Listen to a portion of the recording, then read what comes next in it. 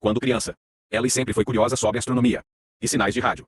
Ela pode passar a tarde inteira no rádio, entrar em contato com diferentes partes do mundo apenas por diversão, acompanhando todas as suas ligações em um mapa.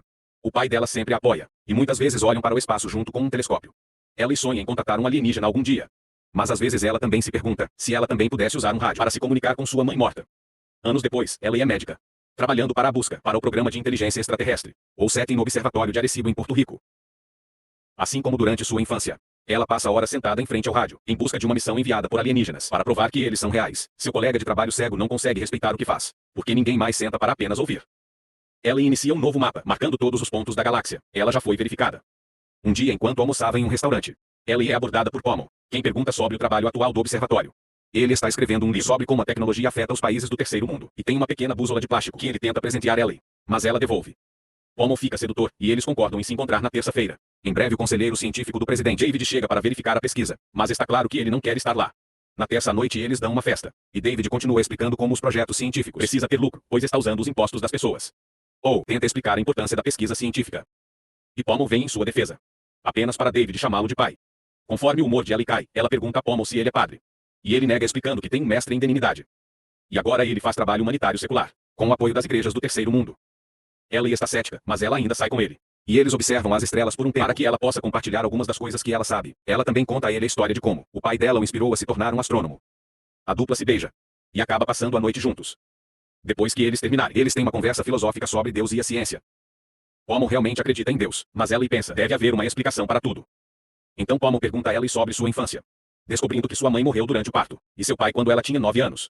Ellie fica desconfortável e anuncia que ela deve ir trabalhar, mas ela diz a Pommel para deixar seu número de telefone. Ao sair, Ellie se lembra do dia em que seu pai morreu. Naquela noite ela ouviu um barulho e desce para descobrir que o pai desmaiou. Ela teve que correr de volta e pegue o remédio no banheiro de cima. Mas já era tarde demais durante o funeral. Um padre explicou-lhe que tinha sido a vontade de Deus, mas Ellie discordou. Pensei que ela apenas deveria ter guardado remédios no banheiro do andar de baixo também depois. Ela ignorou as outras pessoas e correu para seu rádio, para ver se ela poderia entrar em contato com seu pai. No presente, Kent informa Ellie que David encerrou seu projeto. Uma Ellie furiosa corre para gritar com David, que acredita que está perdendo tempo. Então ele está salvando a carreira dela. Então Ellie volta para casa e encontra o número de Pommel, com uma pequena bússola no entanto. Ela liga para Kent em vez disso e anuncia que irá procurar investidores. Então seu grupo pode continuar suas pesquisas no Novo México. Quando ela se muda, ela deixa o número de Pommel para trás.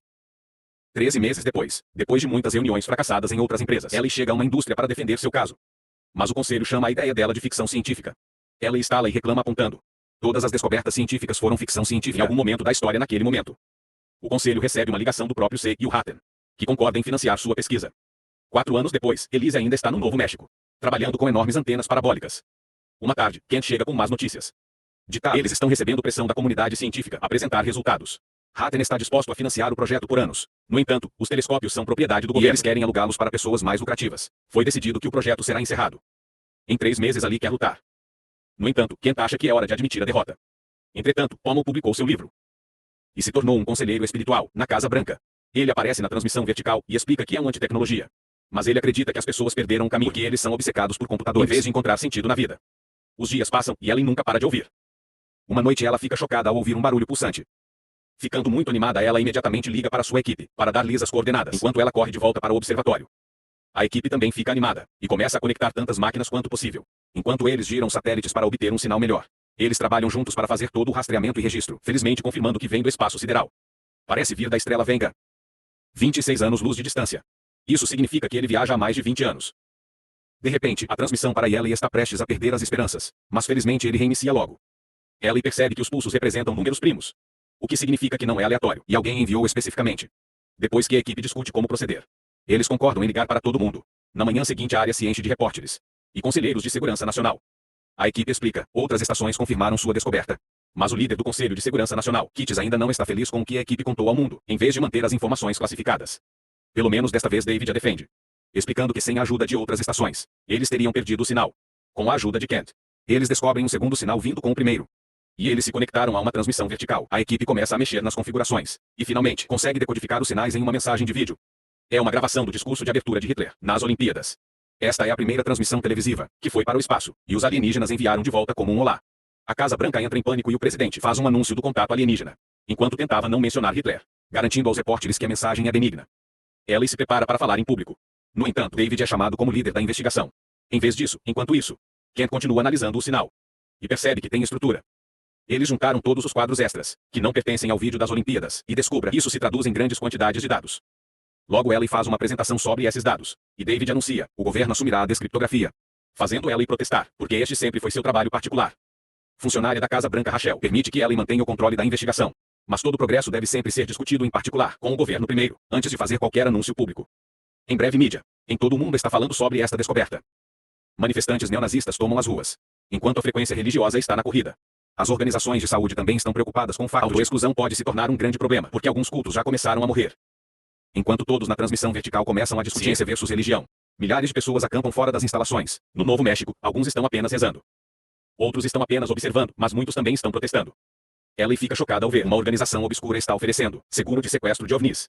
Pelo menos a maioria das pessoas está se divertindo, mas ela se preocupa com um fanático religioso chamado Joseph, que continua inspirando ódio. 3 semanas após a descoberta, Ellie vai para casa e encontra um e-mail de um remetente desconhecido. O texto diz: leve-me ao seu líder. E Ellie responde: quem é você? A resposta vem rapidamente dizendo: eu tenho um segredo ao mostrar parte da mensagem alienígena. Enquanto Ellie fica irritada com um hacker em potencial, ela recebe um telefonema e um fax para um compromisso especial.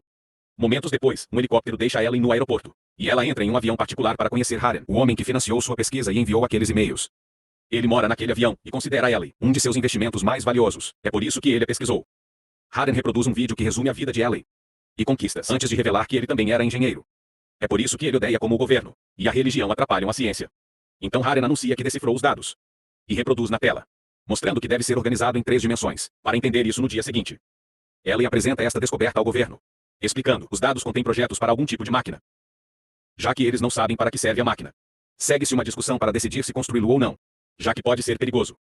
O assunto de Deus continua surgindo, e Ellie fica chocada ao ver Pommel chegar, dizendo que eles deveriam encontrar um ponto médio. A discussão é interrompida por a chegada do presidente, que ouve todo mundo naquela noite. Uma festa é organizada para comemorar esse progresso, e muitos manifestantes se reúnem do lado de fora, incluindo Joseph. Eles pedem aos cientistas que consigam um emprego de verdade, em vez de desperdiçar dinheiro de impostos. Ellie se encontra com Pommel, e eles têm outra discussão filosófica. Ela explicou que precisa de provas das coisas, e Pommel pede que ela prove que amava seu pai, o que a deixa sem palavras. Naquele momento, eles são interrompidos por grandes notícias que vazaram na transmissão vertical. Descobriu-se que a máquina é nave espacial de uma pessoa. Uma reunião de emergência é realizada na Casa Branca, e eles concordam em construir a máquina. Então o presidente entrará em contato com outras nações para distribuir o risco e o custo. Um comitê de seleção é formado, e Pommel está nele. Eles vão entrevistar um monte de candidatos para decidir quem viajará na máquina. Para choque de Ellie, David renuncia ao cargo de conselheiro científico. Então ele pode ser candidato muito cedo. A mídia começa a discutir quanto todo esse projeto vai custar ao país, e quem vale a pena fazer essa viagem. Há muitas controvérsias em torno do 10 candidatos finais, porque um terço são americanos. E o Japão não oferece ninguém como voluntário, em troca de um subcontrato de integração de sistema. Ellie aparece na transmissão vertical dizendo que o viajante deveria entender a linguagem da mensagem, e que ela não pensa. Os alienígenas enviariam a eles algo que não funciona, então não deveria ser perigoso. Isso não impede o melhor astronauta da lista de retirar a sua candidatura, quando seus filhos assustados lhe pedem para. Mais tarde, Ellie se encontra com Pommel e explica que, devido à dilatação do tempo, a pessoa só passará 4 anos no navio. Mas 50 anos terão se passado na Terra. Ela acha que o sacrifício vale a pena, se isso significa encontrar respostas tão importantes. E eles acabam se beijando novamente, no dia das entrevistas dos candidatos. Ellie se sai incrivelmente bem, e o comitê está pronto para terminar. No entanto, Pommel interrompe para perguntar a ela sobre seu ateísmo, o que a faz ficar mal na frente de todos. No final, David é o escolhido. À noite, Pommel visita Ellie para explicar. Ele não poderia escolher alguém. Pensa que a maior parte do mundo está delirando. Então Ellie, chorando, devolve a bússola e o expulsa. A máquina é construída no Centro Espacial Kennedy, em Cabo Canaveral, e multidões começam a se reunir lá também. Muitos testes estão sendo feitos, usando um robô para detectar quaisquer efeitos colaterais para o passageiro. No dia do lançamento, Ellie participa do evento. E David diz a ela que gostaria que seu idealismo tivesse sido suficiente, mas infelizmente o mundo funciona com um sistema de lucro. Então Ellie se junta à equipe na sala de controle e observa uma excitação. A espaçonave é ativada, seus anéis girando em algum tipo de acelerador.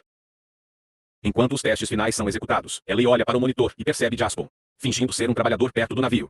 Ela imediatamente avisa David, e todos correm para derrubar Joseph. Mas é tarde demais, ele ativa uma bomba. E uma enorme explosão derruba a torre. Enquanto a multidão entra em pânico e corre, as peças que caem destroem o navio e mataram um monte de trabalhadores, incluindo David. Alguns detritos voam, mas ninguém se machuca fora da área do navio algum tempo depois. As autoridades realizam um funeral adequado para os caídos, enquanto o novo mostra o vídeo de despedida deixado por Joseph, em que ele disse: ele fez tudo pelo bem da humanidade. Quando Ali volta para casa, ela descobre algumas máquinas esperando por ela em seu quarto. Ela pressiona uma tecla e uma videochamada começa, revelando Harren na estação espacial próxima. Ele está morando lá porque está morrendo de câncer e quer ter seus últimos dias no espaço. Ele amplia uma câmera na ilha de Hokkaido, surpreendendo Ellie com um segundo navio construído pelo Japão.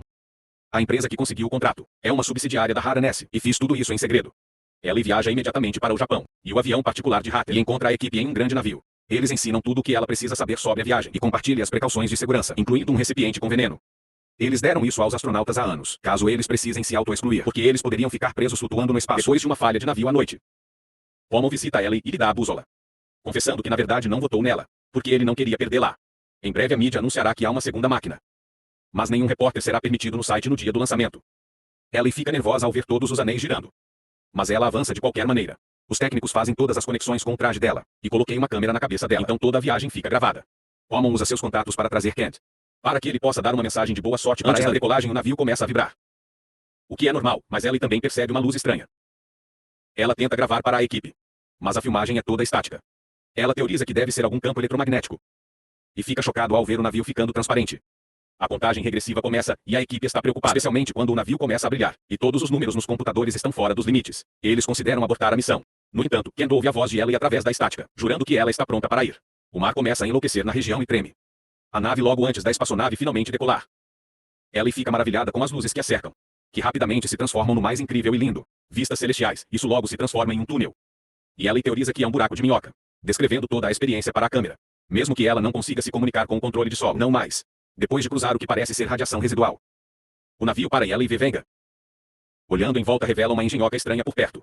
Apenas para o navio decolar de repente novamente. Agora Ellie voa através de uma série de buracos de minhoca, que continua tendo um efeito estranho em seu rosto. Eventualmente ele para em outro sistema estelar. E Ellie percebe uma cidade em um planeta. Ela mal consegue ver mais alguma coisa, antes que a nave entre em um buraco de minhoca muito mais violento e a bússola começa a flutuar. Então Ellie sai da cadeira para pegá-lo. Naquele momento a cadeira faz um bico e bate no teto. Antes que as luzes se apaguem, Ellie acende a lanterna. E descobre um evento celestial que ela pode identificar. Ela está incrivelmente comovida com sua beleza e diz que um poeta deveria ter sido enviado para descrevê-lo. De repente ela se vê flutuando. E ela aparece em uma praia. Esse lugar também é lindo. E parece um desenho que ela fez quando criança. Bisbilhotar faz com que suas mãos encontrem resistência, significando isso, algum tipo de energia ou ilusão. Naquele momento, uma figura começa a correr em direção a ela e ela fica chocada ao ver seu pai. Mas assim que ela o abraça, ela percebe que ele não é real. Este é um alienígena que explica. Ele assumiu este formulário para se comunicar com ela mais facilmente. Ele confirma que existem muitas raças alienígenas por aí, e que os humanos contataram o universo primeiro, com suas transmissões de rádio. O sistema de viagens que ela usou não foi construído por seu pessoal, foi feito por uma entidade desconhecida. Os alienígenas observaram os humanos e concordaram que eles eram então eles enviaram-lhes as plantas, como primeiro passo para a humanidade se juntar ao resto do universo. Depois que ele disser adeus, Ellie observa uma linda chuva de meteoros. Aparecer no céu uma luz de repente brilha muito forte. E Ellie se encontra de volta ao navio, que está pousando no mar japonês.